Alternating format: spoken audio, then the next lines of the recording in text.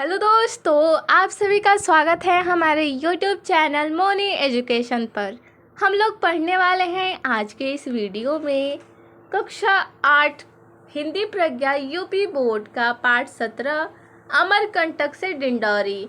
इस पाठ में जितने भी प्रश्न हैं हम उन प्रश्नों का उत्तर करने वाले हैं।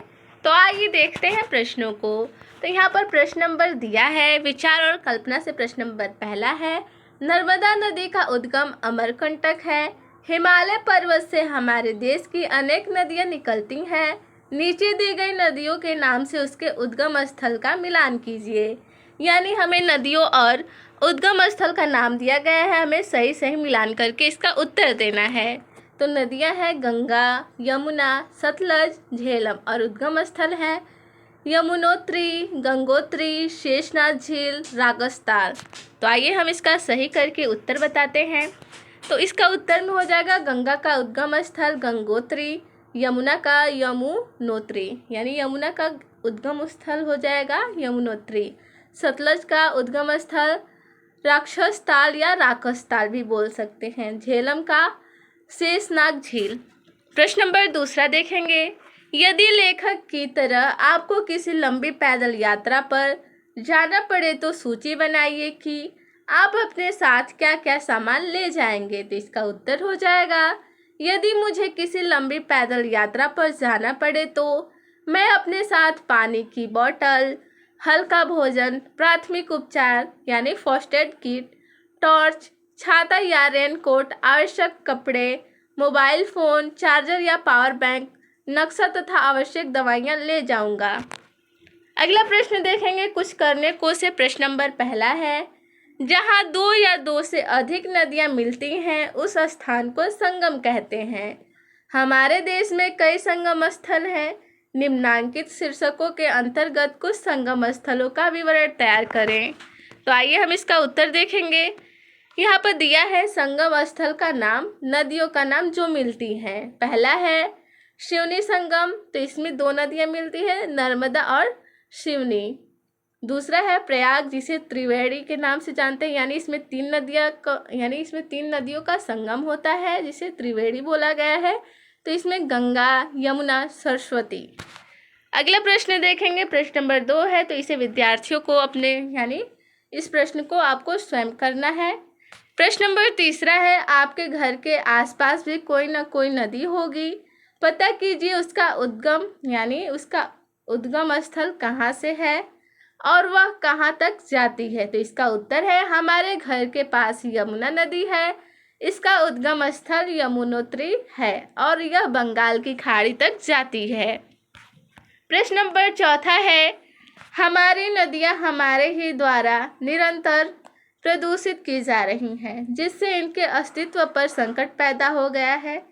कक्षा में शिक्षक की मदद से चर्चा कीजिए कि नदियाँ किन किन कारणों से प्रदूषित हो रही है, आप इनके बचाव के लिए क्या क्या कर सकते हैं।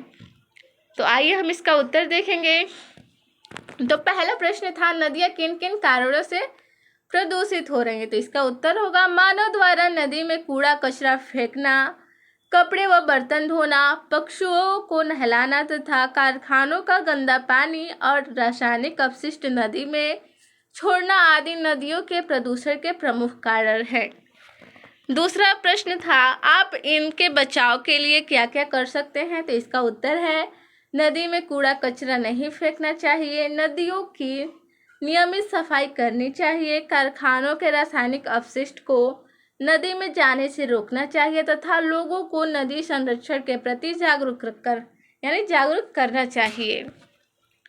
प्रश्न नंबर 5 है, अपनी किसी यात्रा का विस्तार से वर्णन कीजिए। तो इसको विद्यार्थियों को स्वयं से करना है कि अपनी किसी यात्रा का विस्तार से वर्णन कीजिए, यानी आप जहाँ यात्रा किए हैं अभी करना है, तो उसको आप अच्छे से विस्तार करके इसका आंसर दे सकते हैं।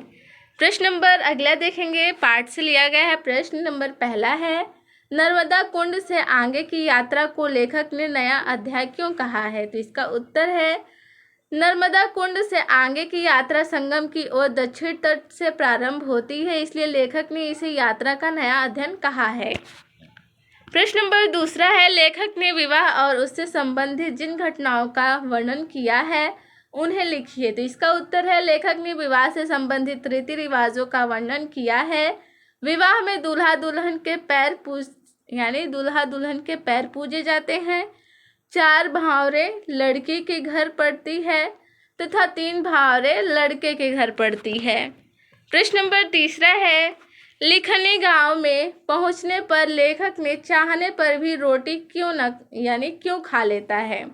तो इसका उत्तर है, लिखनी गांव में पहुंचने पर लेखक बुढ़िया के प्यार दुलार से प्रभावित हो गया और उसके चेहरे पर आए तृप्ति के भाव से न चाहने पर भी रोटी खा लेता है।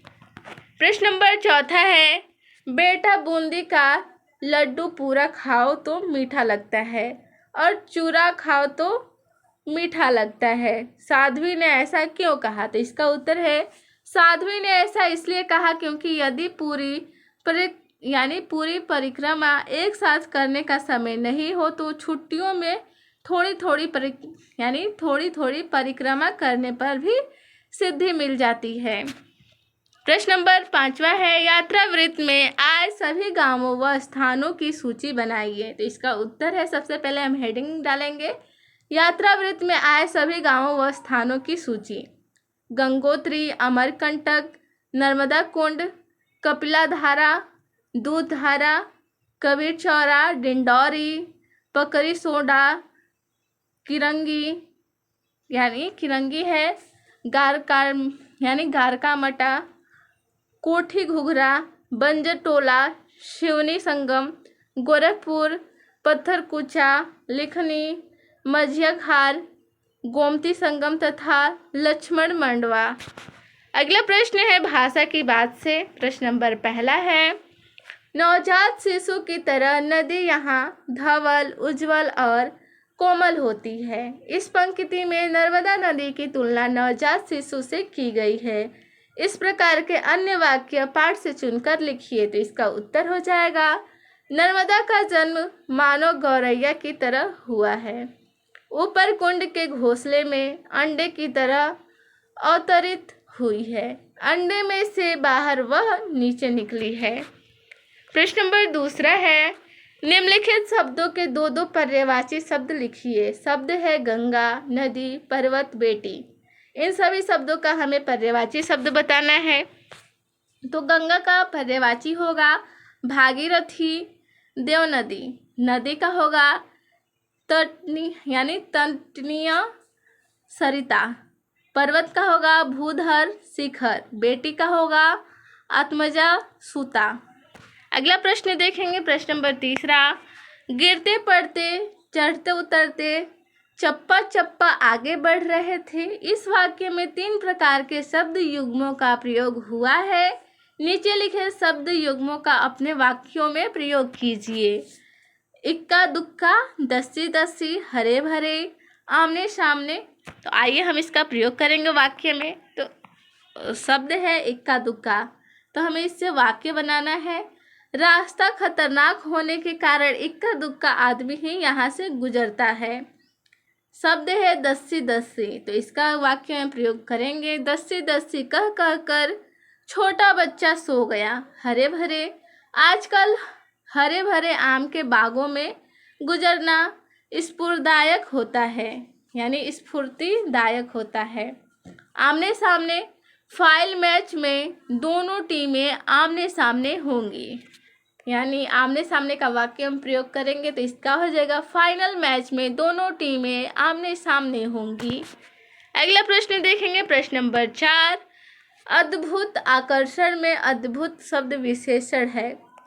पाठ में आए 5 विशेषण और विशेष्य शब्द छाट कर लिखिए। तो एक तरफ है विशेषण शब्द और दूसरी तरफ है विशेष्य। नवजात का विशेष्य शिशु, सुनसान का घाटी, तनवंगी का नर्मदा, सूखे का खेतों, श्रीहीन इसका धरती। आगे देखेंगे, विशेष्य वह शब्द होता है जिसकी विशेषता बताई जाती है। विशेषण वह शब्द होता है जो विशेष्य की विशेषता बताता है। विशेष्य उसे कहते हैं वह शब्द जिसकी विशेषता बताता है, यानी नवजात तो इसकी विशेषता शिशु है। तो वैसे यहाँ पर विशेष्य वह शब्द होता है जिसकी विशेषता बताई जाती है और विशेषण वह शब्द होता है जो विशेष्य की विशेषता बताता है। तो इस पाठ में बस इतने ही प्रश्न थे। मिलते हैं अगले वीडियो में। धन्यवाद।